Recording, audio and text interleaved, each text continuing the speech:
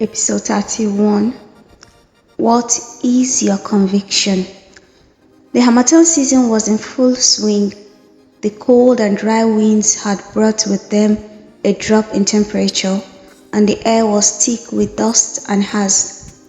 While some Lagosians welcomed the cold weather after months of heat and humidity, others struggled to cope with the sudden change. Among those struggling was myself.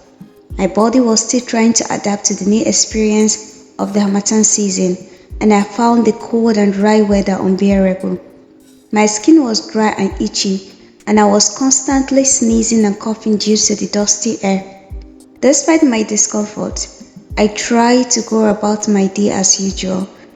I went to work and committed to my responsibilities, but I could not shake off the feeling of being unwell.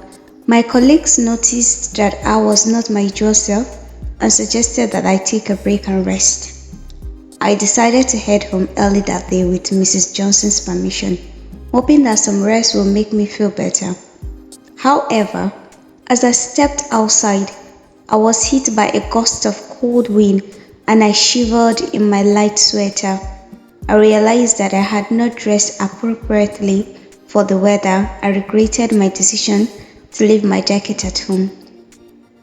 As I walked to the bus stop, I noticed that the street was unusually quiet, with fewer people and vehicles than usual. I guessed that many people were staying indoors to avoid the cold and dusty air. I finally made it home, feeling exhausted and unwell. I took a warm shower and put on some warm clothes, but I still could not shake off the feeling of discomfort.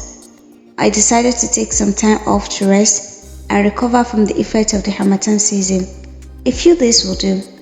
Well, I did learn an important lesson that day, to always be prepared for the weather condition in Lagos, especially during the Harmattan season. The date was January 16th, about 5 days since our last serious discussion with Samist.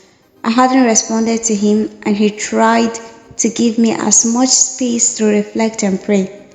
The past few days have given me enough time to make a decision, and I choose today to break the news of my choice, hoping my answer will be God's will for us both. It was around 5 p.m. when I called to ask when he will be available for a conversation.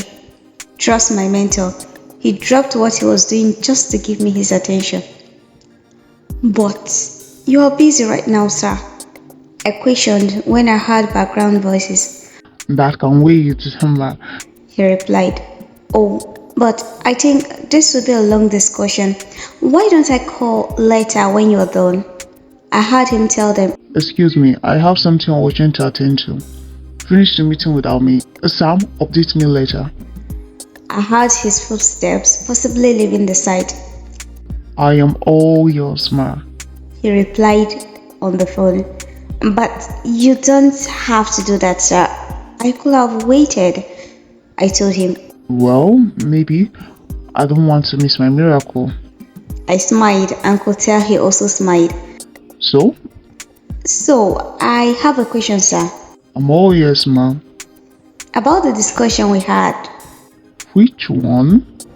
I could tell he was teasing. I know you know what I'm talking about. Maybe. I just want to hear it from your mouth.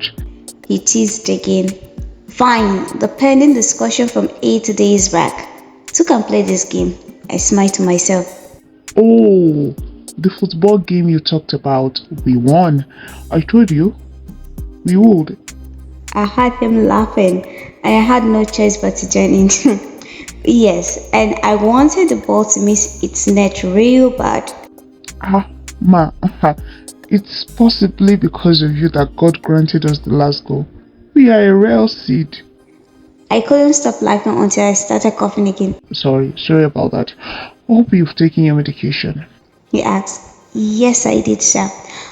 Please, do, because we are yet to play the finals and I would love to watch your expression when we finally win. He has completely shifted the discussion to the ball, and I couldn't help but wonder if he was actually avoiding the topic or if he was as nervous as I am right now.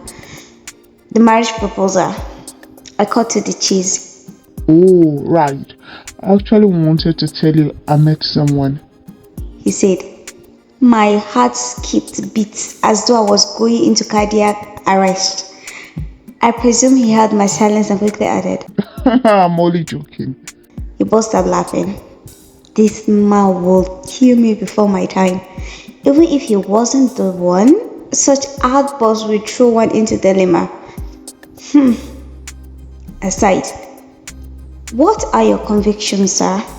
I asked. Are you the one that called, right? He asked, possibly to be sure. Yes, I think so, Give me a minute. he said, and disconnected the call. A few seconds later, his call came in. Hello, are you with me? He asked. When I received the call, yes, sir. How are you feeling today? I was puzzled by his question, but I replied, fine. Do you have the strength to listen to all that I'm about to share? The question is quite puzzling, but I was more than ready to listen. At the same time, I needed a lasting evidence of some sort, so I pressed the record button on my dial pad with hope to document it in my diary someday.